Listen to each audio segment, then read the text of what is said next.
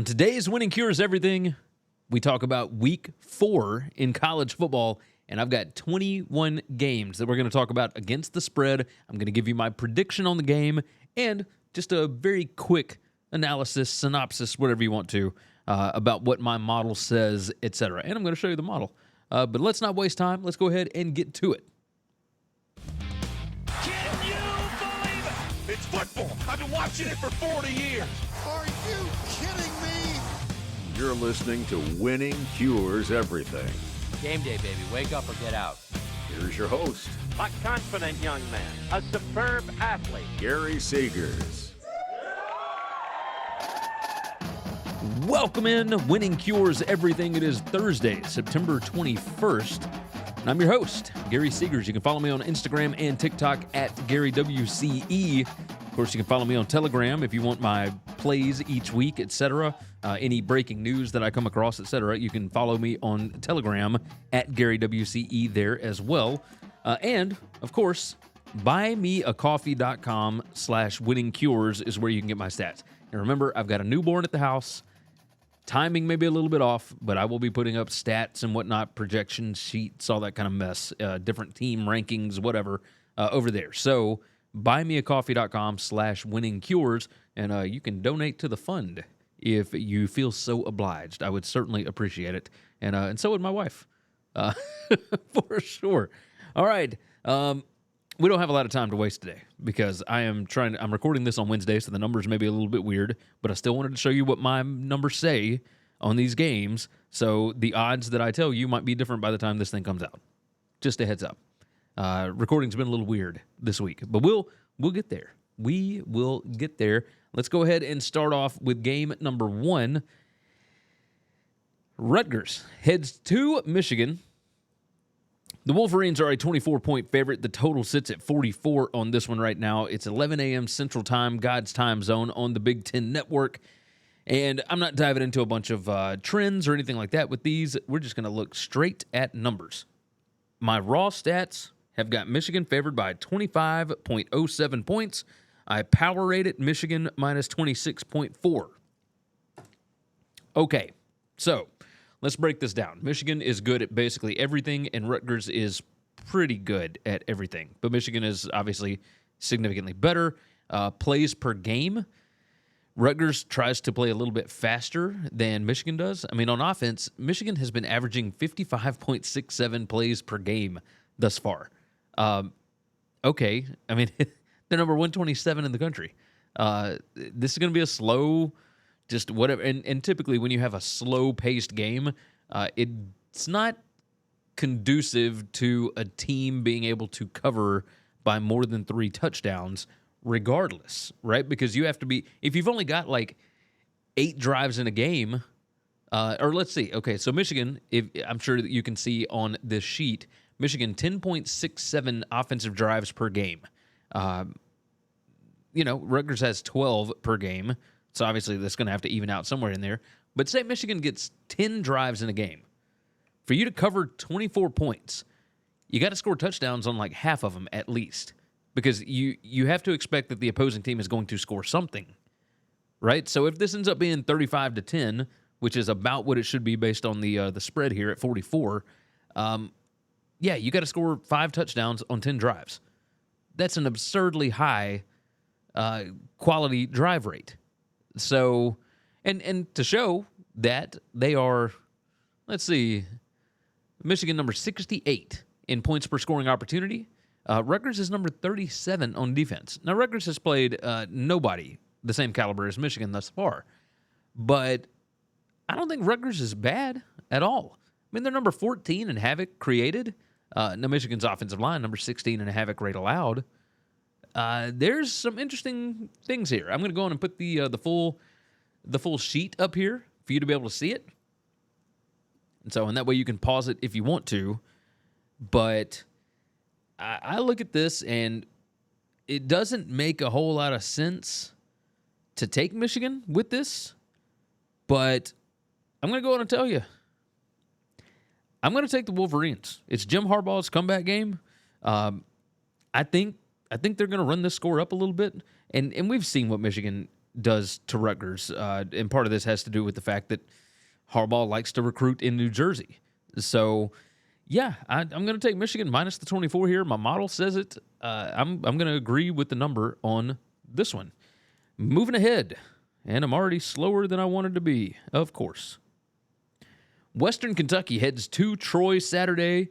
Troy, a 3.5-point home favorite, total of 58.5. This one's 11 a.m. Central Time on ESPNU. And the numbers here show that Troy is, I've got them a 2.12-point underdog on this one. I've got them power rated as a 1-point dog here. I don't think Troy's that good this year. Like I can't find anything about them that is really good on offense.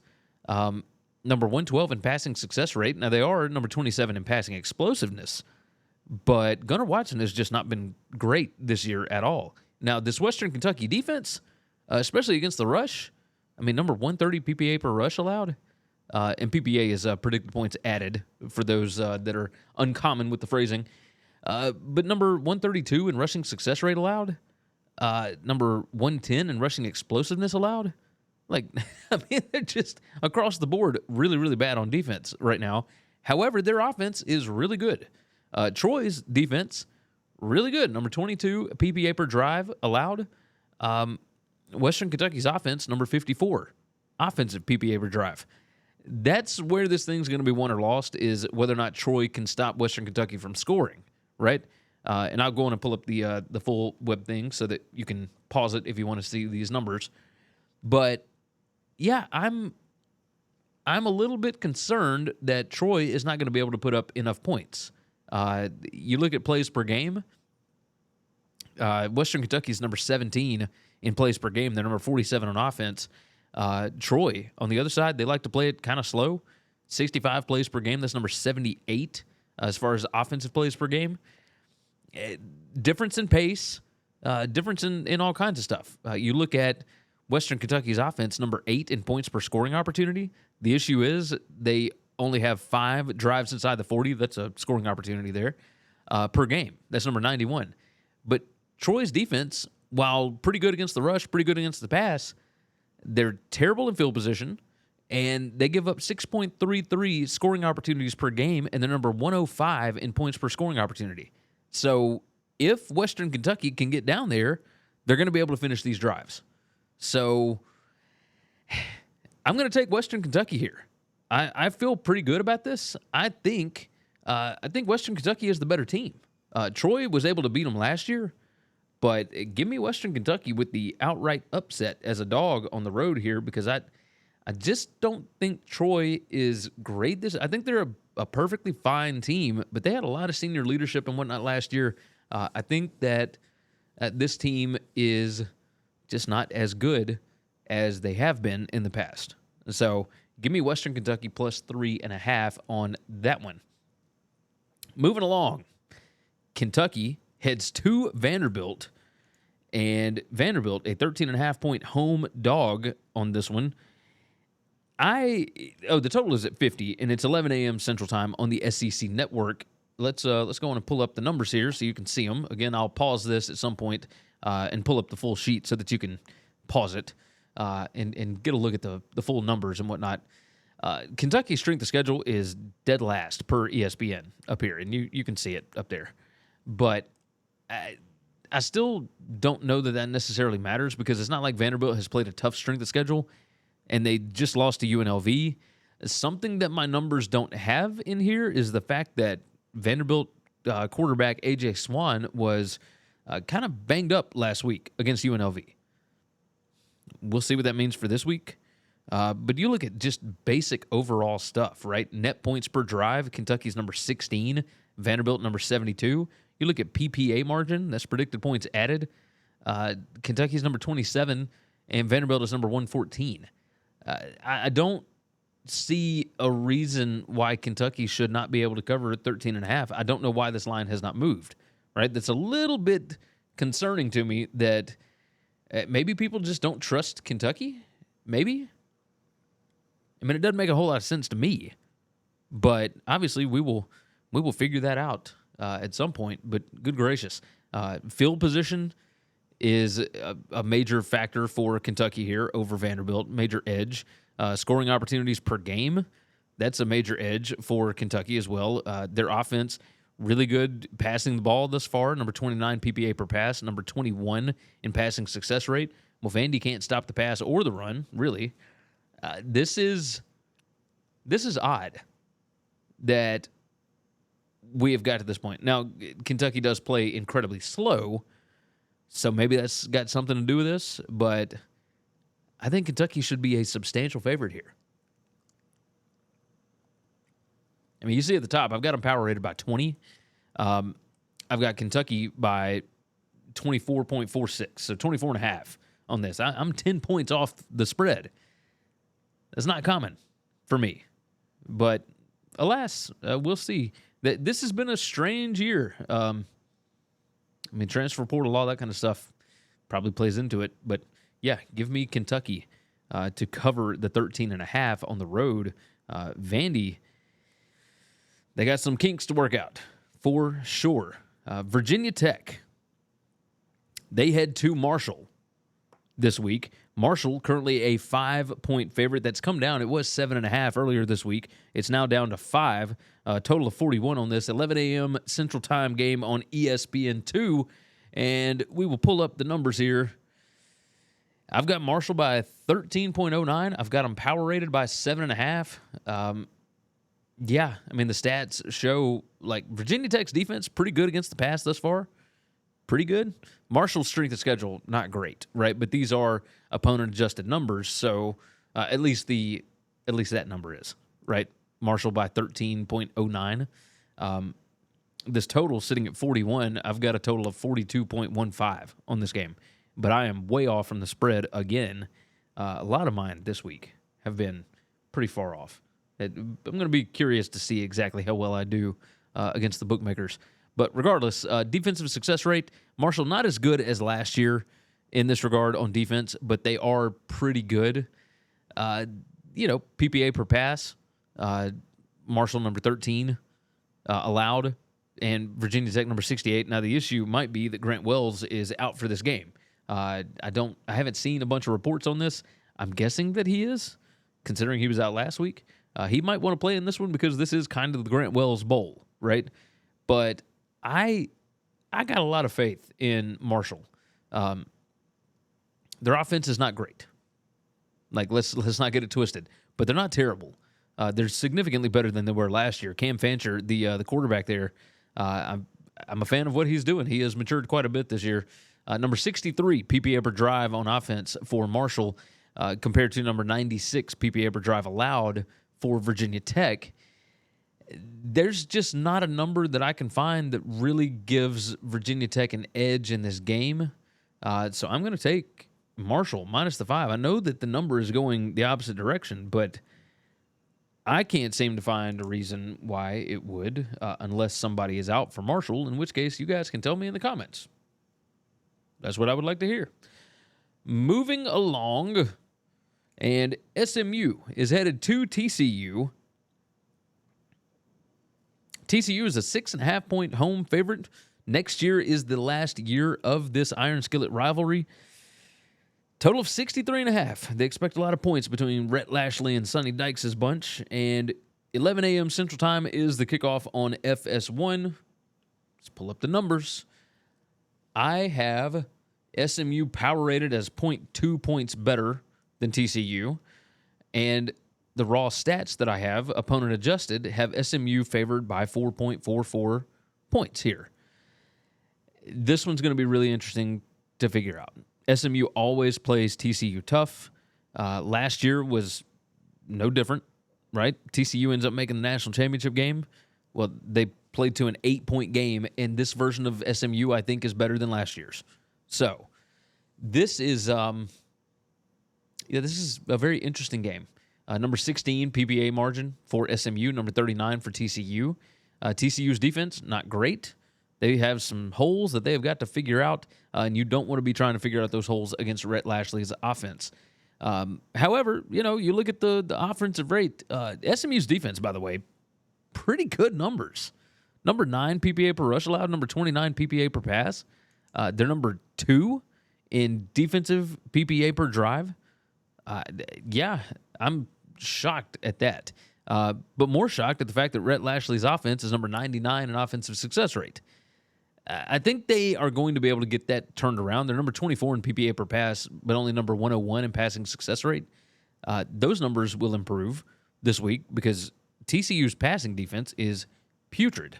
Absolutely putrid. Now, the other part of this is selection, as Parker likes to talk about, right? Offenses are passing on TCU over 62% of the time. They're only running on TCU 36% of the time.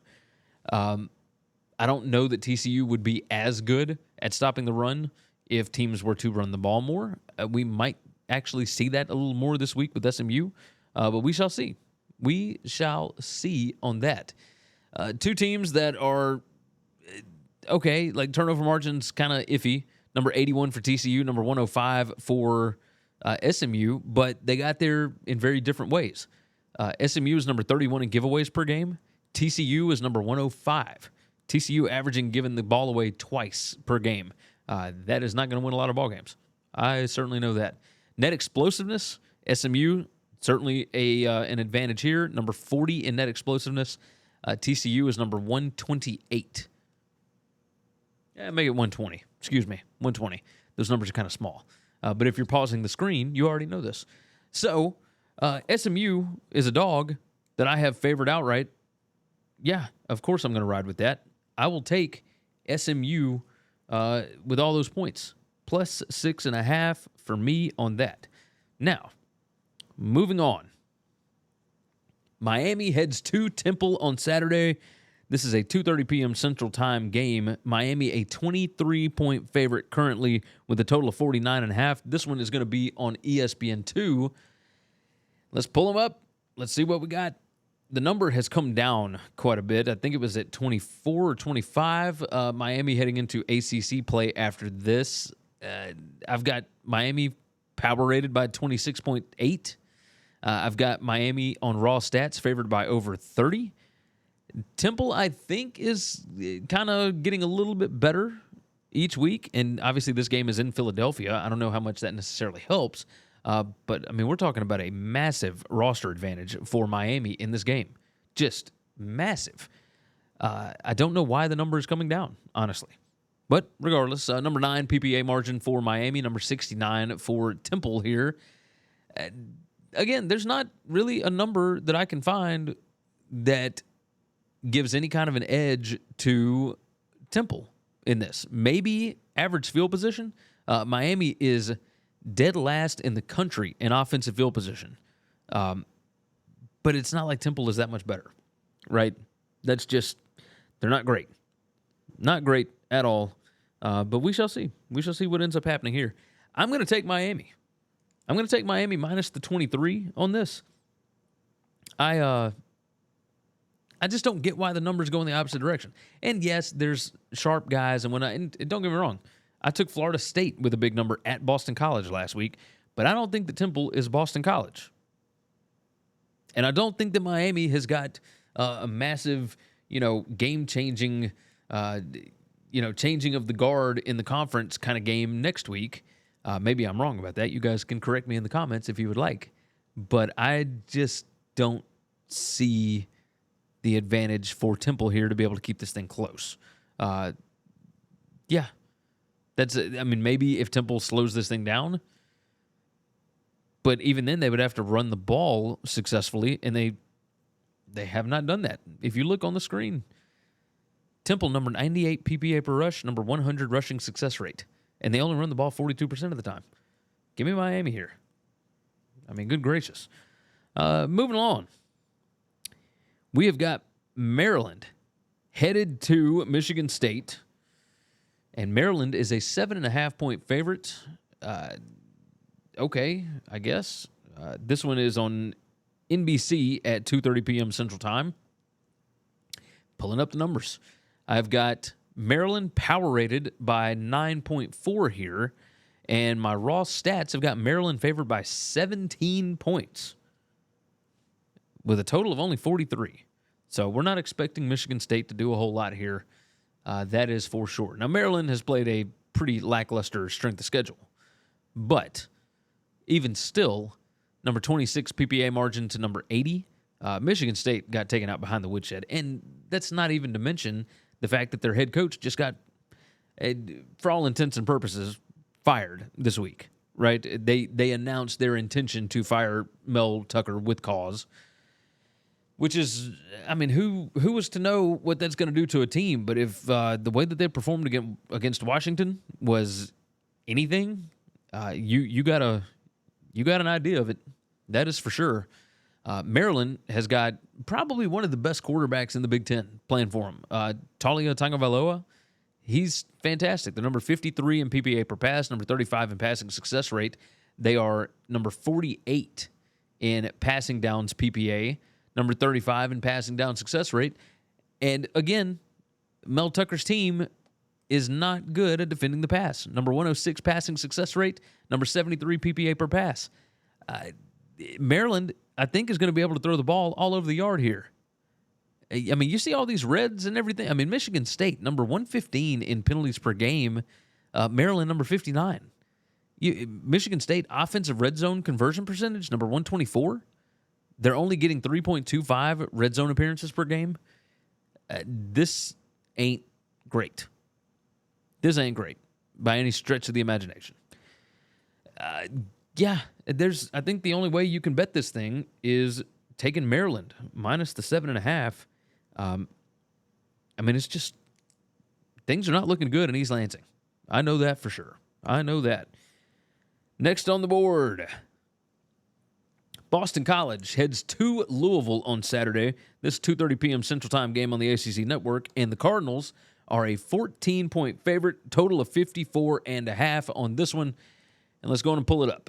We're only on game number 8. We got to get through 21 of them today. So let's keep your head on a swivel here. I am showing Louisville by 26. Yes, BC looked really good at home in the red bandana game against Florida State last week. My power rating is Louisville minus 21. The raw stats have Louisville minus 26.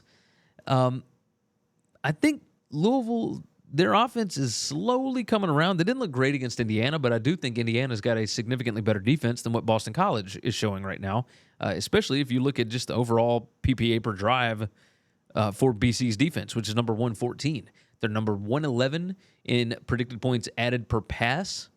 They are number 82 in predicted points added per rush allowed. So the BC defense, definitely not good. On offense, even though they outgained Florida State last week, I mean, that was an obvious look-ahead spot for Florida State.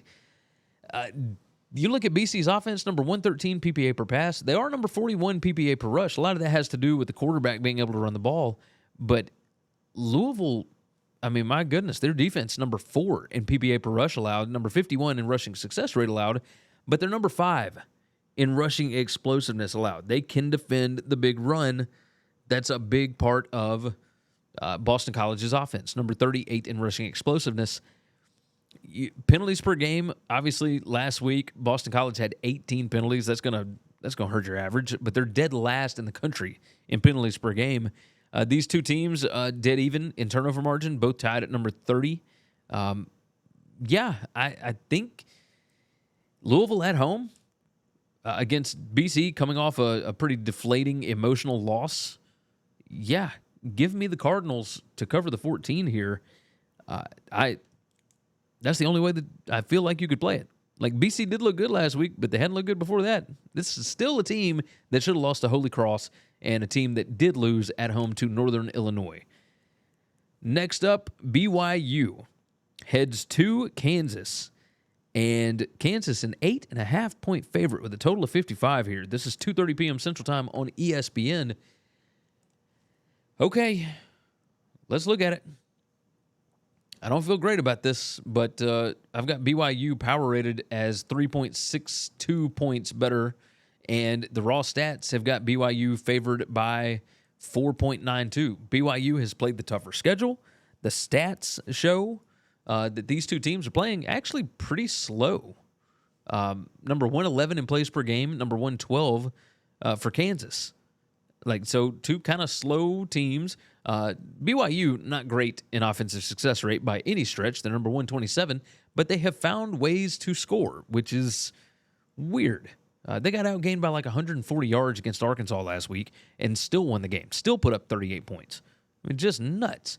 The offense, number 72 PPA per pass, but number 124 in passing success rate. That ain't good. PPA per rush, BYU is number 107. They're number 131 in rushing success rate on offense. That ain't good either. And yet, they're number 37 in average field position. They are number 22 in points per scoring opportunity, if they can ever get down there. Just mind-blowing numbers thus far on this. BYU is number 13 in net explosiveness. Kansas is only number 80, which is weird for them thus far. I mean, Kansas went to Nevada last week and kind of put up a dud. They still got the W, but, man, they did not play well. I mean, they played significantly better against Illinois, but that second half of the Illinois game wasn't great either, right? So you got Jalen Daniels back. Okay, let's see. Let's see what happens. I'll take BYU here. This is a scary position to take, even though my numbers are saying to go that way. I know that Kansas can be explosive when they want to, and I believe in that offensive staff. They are masters at drawing these things up, but I can't go with them here. I mean, Kansas has got Texas on deck next week. I'm going to take BYU to cover the 8.5, and I can't figure out why the number is moving the opposite direction. So, staying in the Big 12, Texas Tech heads to West Virginia Saturday. This is another 2:30 p.m. Central Time game. This one's on ESPN+, so have your broadband ready to go. West Virginia, a 6-point dog at home, total of 55 on this one. Let's go and pull up some numbers here. My number's like West Virginia minus 3.24. Now, the issue might be that the quarterback Green got hurt last week. I don't know the status of him currently. Again, I have a newborn at the house, so I have not been able to research as much. But I am showing you just the raw numbers on this. West Virginia, surprising on defense. Now, obviously, it's going to get boosted quite a bit by that shutdown performance of Pitt last week. But they're number 5 in PPA per drive allowed on defense. They are number 20 in PPA margin. I think this West Virginia team is pretty good. They're number 14 strength of schedule so far. Okay, I can get with this. And these are ESPN numbers, so obviously whatever. But I power rate this as West Virginia a 0.3 or I guess 0.4 point favorite. Around half a point favorite for West Virginia on this. And then the raw stats have got West Virginia favored. There's something wrong with this Texas Tech defense right now. Number 95 in passing success rate allowed. They're number 40 in rushing success rate allowed. But you dive deeper into those numbers, they're number 71 in offensive line yards allowed and number 85 in stuff rate. That's West Virginia can take advantage of that big time. And on defense, I mean, that West Virginia defense is something else right now. Number 35 PPA per pass allowed. That's going to come in handy against Texas Tech. And then on rushing the ball, which, Texas Tech only does about 41% of the time. West Virginia is number 2 in PPA per rush and number 36 in rushing success allowed. This is interesting. I mean, this thing got up to 6 points. West Virginia's offense did not look good when the quarterback went out last week, but they still managed to put up 17 points. I think they're going to fight here. I think this is going to be a tight ball game. I think Texas Tech could make some mistakes. Texas Tech is number 105 in the country in giveaways per game. Now, granted, a lot of that had to do with that Oregon game, but regardless, I will roll with West Virginia here. This is not one that I would be putting my money on, but you want me to make a pick? I'll make a pick. West Virginia plus the 6 there. All right, on to game number 11 out of 21. Let's keep it moving. UTSA heads to Tennessee. Tennessee, a 20.5-point favorite. The total sits at 59. This one is 3 p.m. Central Time on the SEC Network. And let's look at some numbers. I've got Tennessee power rated by 15.5. The raw stats have Tennessee by 12.13. I don't know that any of these matter, at least as far as the UTSA offensive numbers, etc., because I don't think that Frank Harris is going to play because he's got that turf toe injury. Tennessee probably looking for a big bounce back spot here. Let's look at the defense. Can Tennessee score enough points to be able to cover 20.5? And I think the answer is probably yes. When you look at passing explosiveness allowed, UTSA is number 86. Now, Tennessee appears to not really have a guy that can go over the top easily, but I think that you probably will be able to do that against UTSA, right? I think that Heupel's offense is going to kind of get this thing rolling here, but, net explosiveness, that's not great for Tennessee. Number 121, and UTSA is number 14. I don't think UTSA will be explosive without Frank Harris at quarterback. Just a guess. So, just looking at the overall numbers, if you guys would like to pause the screen and take a look, obviously I'm going to allow you to do that. You can do that whenever you would like to here. But that way you've got all the numbers that I've got. I'm going to take Tennessee to cover at home because they got thoroughly embarrassed last week on the road at Florida.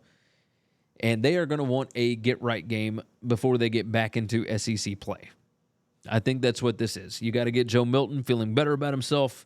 That's the spot. That's the spot right there.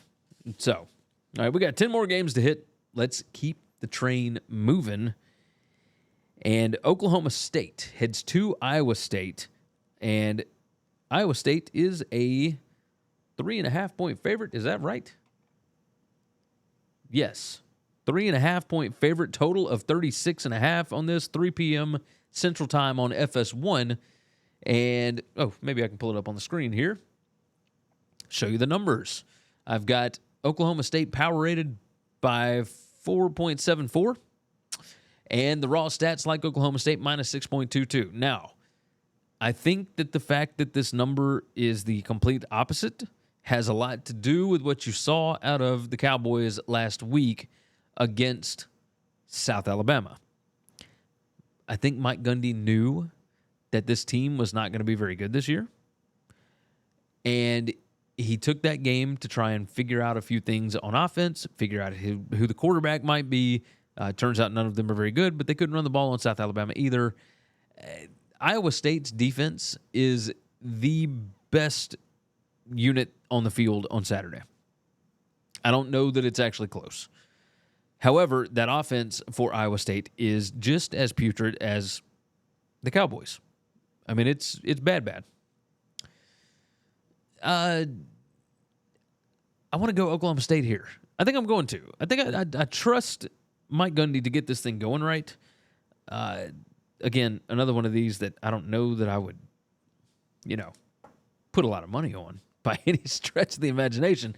But if you want to use my numbers and my prediction to make yourself feel better, Cowboys fans, absolutely do that. Absolutely.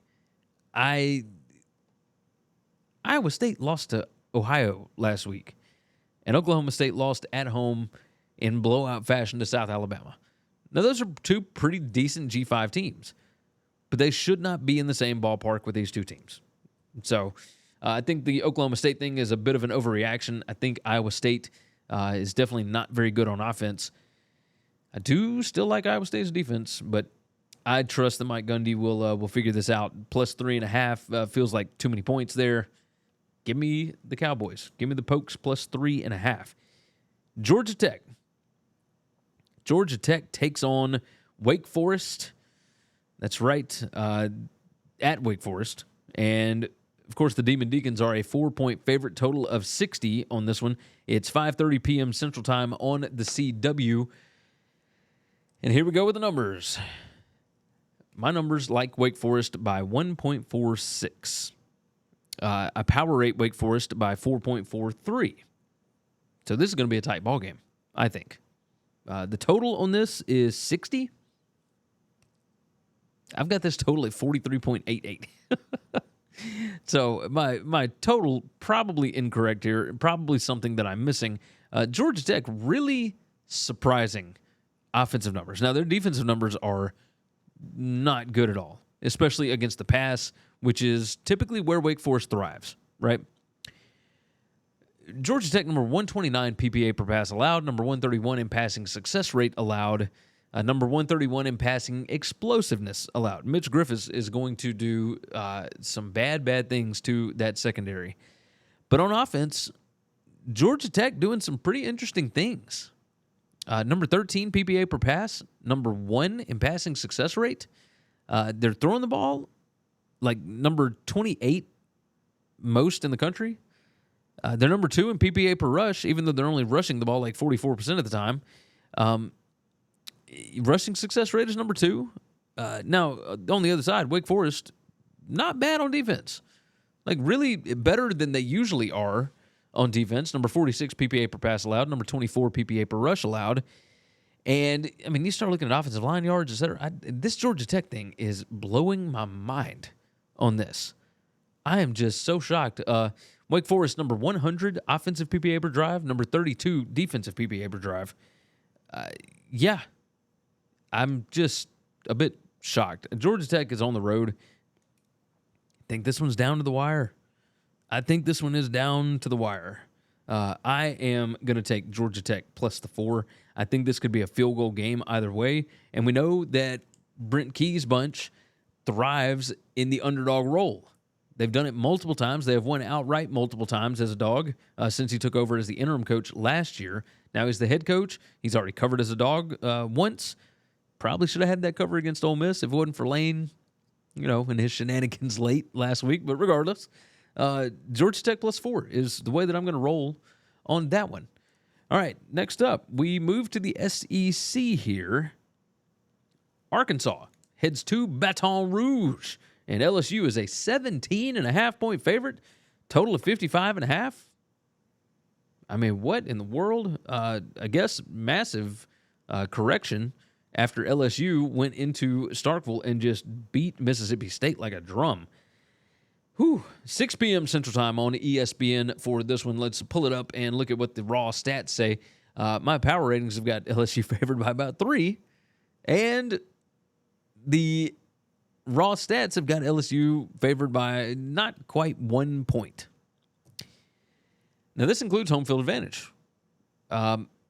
You look at Arkansas's numbers. Yes, they lost the game to BYU, but they dominated the stat sheet. I have no idea why Arkansas is such a huge, massive underdog here. I know it's LSU at night, but Arkansas has typically had success covering the spread against LSU in Baton Rouge. These teams, even with KJ Jefferson out last year, this was a 13-10 game. And Daniels at quarterback, yeah, he played fantastic last week. Are you going to get that every single week? I don't think so. LSU got to go on the road to Ole Miss next week. Not to say that this is a look-ahead spot for LSU over Arkansas, but, this just feels like way too many points here, and my model certainly states it.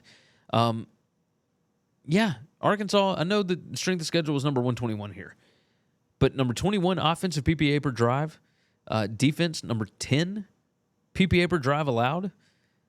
This is going to be tricky. This is going to be tricky. LSU's numbers obviously look really, really good.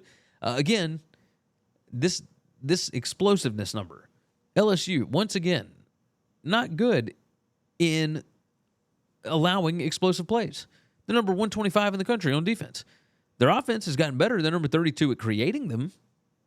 But number 112 in net explosiveness, Arkansas is number 76. Points per play margin, LSU number 41. Arkansas is number 35.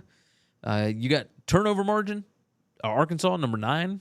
And that's because they turned the ball over twice last week and only got 1 turnover. Otherwise, the numbers would be better. Arkansas, not great on penalties per game. That's obviously not a good thing. That could certainly hurt because LSU is incredibly disciplined, number 9 in penalties per game, and they force their opponents into a lot of penalties as well. So I think it's going to be pretty tight. like tight enough, certainly within 17.5 points. But this is pretty wild to me. I'm shocked that this number is that high. Give me the Hogs.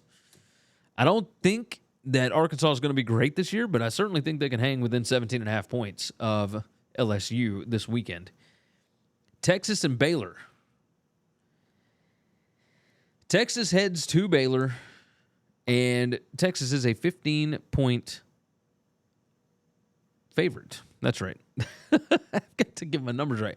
Texas, a 15-point favorite at Baylor, total of 51.5. It is 6:30 p.m. Central Time on ABC. This one going opposite the Notre Dame-Ohio State game. And let's take a look at these numbers. Yeah, I've got Texas power rated 12.5 points better. My priors will be completely out after this week. So there's still some of that in there. But the raw stats, raw statistics, whatever, have got Texas by 15.07, which is right on the number. So let's think about this.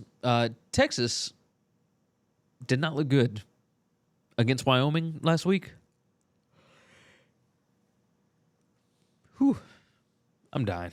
Y'all, I've got a newborn that slept for a grand total of about 2 hours last night. And so that's why I'm trying to rapid fire through this stuff. You will have to excuse me. Texas and Baylor fans, I apologize. I'm not yawning because of your game. I'm yawning because I am exhausted. And I got to leave and go get the boy momentarily from school. So let's pull up the full webpage so you can see exactly what we're looking at, because we've still got quite a few games to go through. Where I think we have a problem is with defense for Baylor. Okay, they cannot stop the rush. That's one thing, right? Obviously, teams are rushing more against them.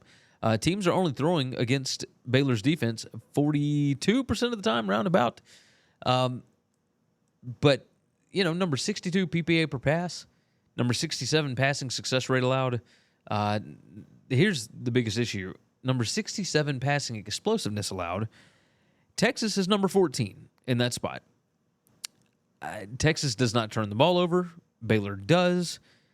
Texas, number 36 in points per play margin. Baylor, number 90. Yeah, this is a tighter game than you might think, considering the fact that Baylor got beat by Texas State. However, I look at this, and I think Texas might be in a little bit of a look-ahead spot because they want to get after Kansas again next week. That's going to be a huge game. Baylor at home, yeah, give me Dave Aranda to find a way to slow down Steve Sarkisian's defense. I'll bite the bullet here. But another one of those games that I don't feel great about because the model is like dead on the number. Dead on the number. Okay, moving along. Akron heads to Indiana. Indiana favored by 16 now, and I will go ahead and tell you right off the bat, I bet Akron plus 17.5 when it opened. 16 is a little tricky, but regardless, 6:30 p.m. Central Time on the Big Ten Network, and I know what you want. You want these statistics, so let's take a look. My numbers have Indiana favored by 5.5 points.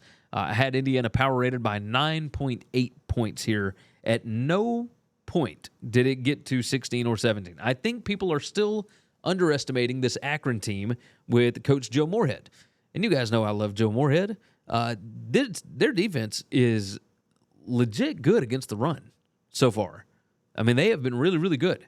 Number 3 PPA per rush allowed, number 12 in rushing success rate allowed. They're number 6 in offensive line yards allowed, and number 19 in stuff rate.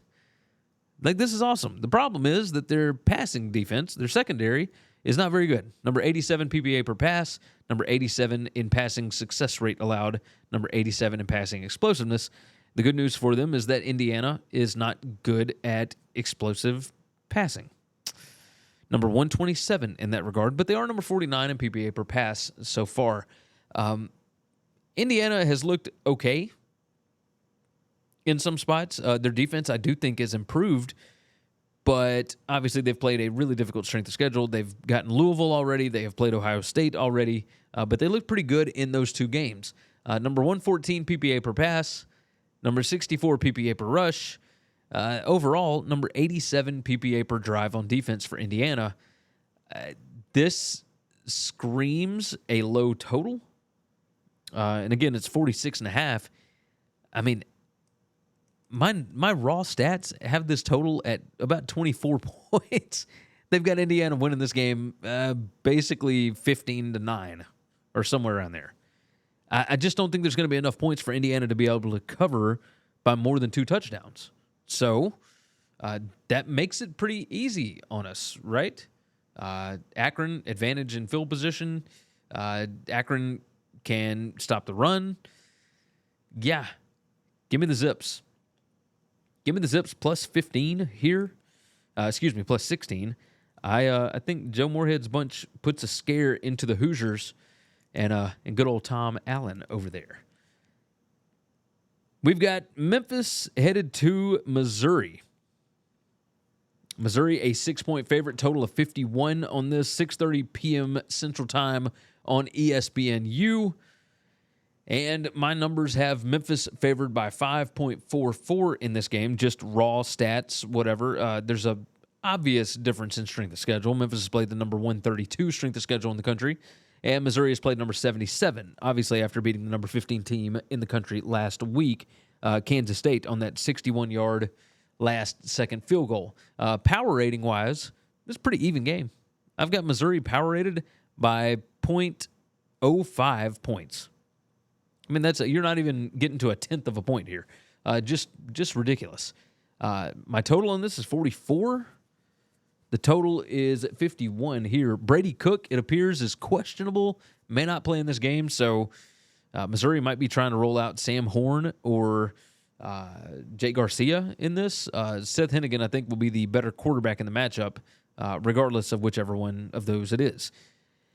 Memphis' defense, surprisingly good. Did not play great against Navy, but that's okay because Missouri is not great at running the football. They're number 48 in rushing success rate, but Memphis' defense, number 43 in rushing success rate allowed. Memphis can't stop explosive running. Missouri doesn't do explosive running. They're not great as far as explosiveness this season. Missouri, number 114 net explosiveness. Memphis is number 83. So, points per play margin, Memphis is number 20. Missouri is number 50. Obviously, that skews a bit because of the strength of schedule. But Memphis, so far, has looked pretty good. This is one of those spots that Missouri tried to buy out of this game, or they told Memphis if they didn't come up and play. It was scheduled for being in Memphis. And Missouri told them, hey, we're either going to buy out of the game or you can come up and play us in St. Louis. I do wonder how much the Memphis Tigers, are leaning on that, how much they're going to be fired up for it. Look, I'm taking Memphis. I will take the Memphis Tigers. Coach Silverfield, this would be a huge win for him because they do have Boise State coming to the Liberty Bowl next Saturday in Week 5. But this would be huge just for his job prospects and everything else, right? Just a massive, massive game for the AAC as well. Give me Memphis plus the 6 against Missouri after that big-time win for the Zoo. Mississippi State is taking on South Carolina. We got 4 more games here. But Mississippi State taking on South Carolina. South Carolina up to a 6.5-point favorite. This thing opened at 4.5. But it's moved up 2 points. Total is 49 on it. 6:30 p.m. Central Time on the SEC Network. And goodness, the model must not have seen what happened in Starkville last week, because the model still likes Mississippi State minus 2.5 on this. Spencer Rattler looked really good at Georgia. However, no Juice Wells, or how about this? I don't know what the status of Juice Wells is. And I still don't necessarily trust South Carolina's offensive and defensive lines. The issue for Mississippi State is I don't know if they know what they want to be.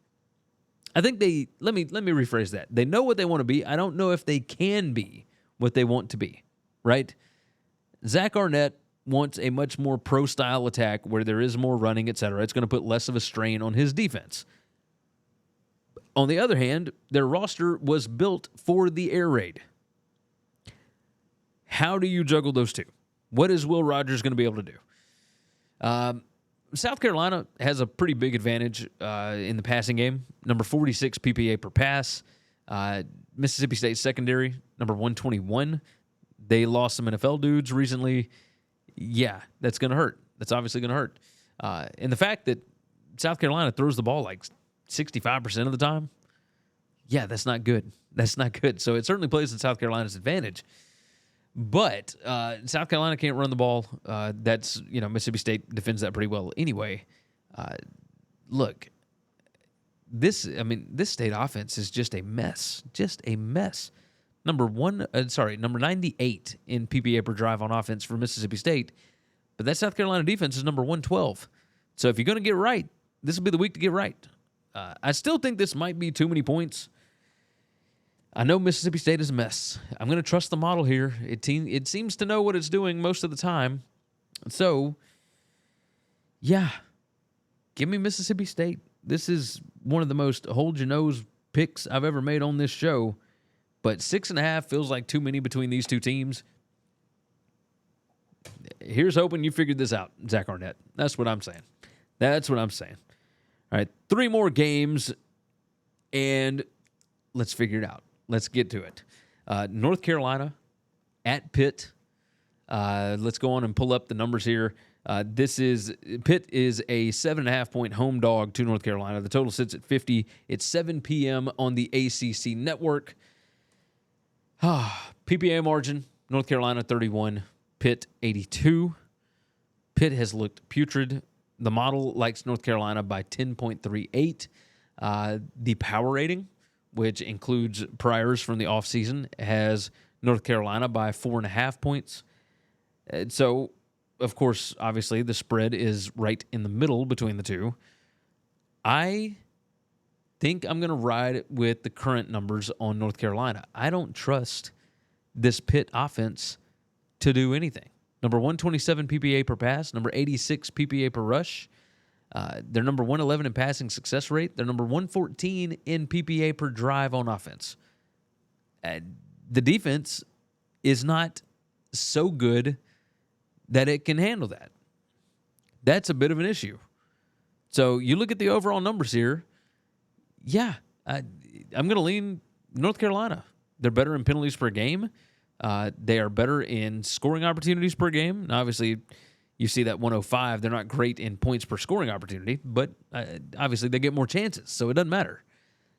Yeah, North Carolina's the better team this year. And I know that North Carolina has had some problems with Pitt in the past. I don't think that I care here because I think there's something going on with Phil Dracovic. Hopefully I said that right. But you guys, let me know. Let me know what you think on this one. 2 more to go. Go ahead and like the video and subscribe if you have not already. We would certainly appreciate that. UCF heads to Kansas State. Kansas State is a 5-point favorite here. 7 p.m. Central Time on FS1. This number was 7, and it moved down to 5. A lot of people loving Central Florida here.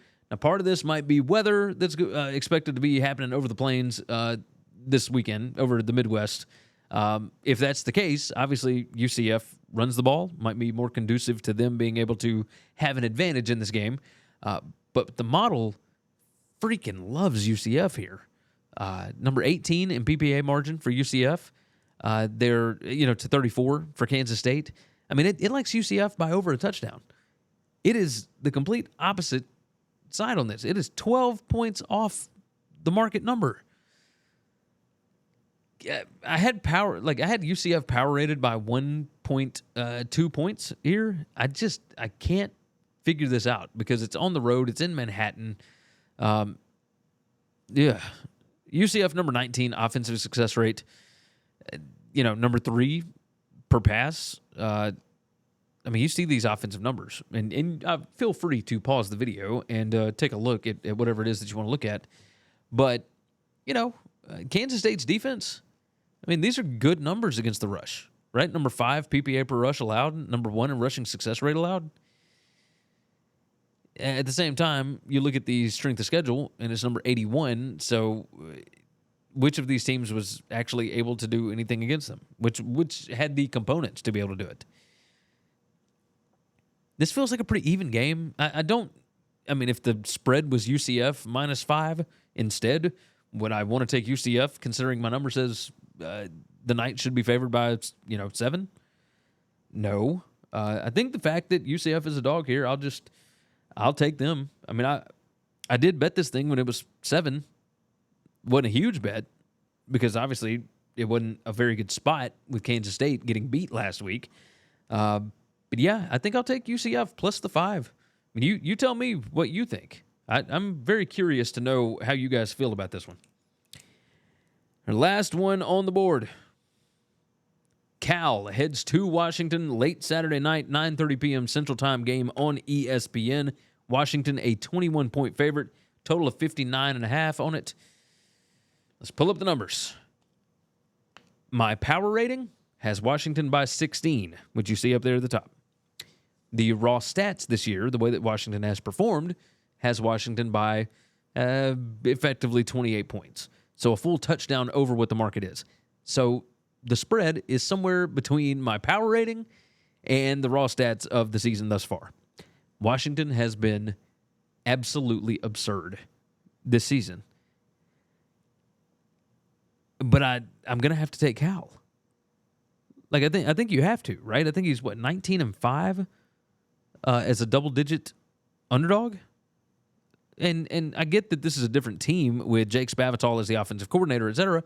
I think that kind of helps it out even more, right? Because they, look at this. I mean, the fact that Cal plays faster than Washington, number 22 plays per game to number 48.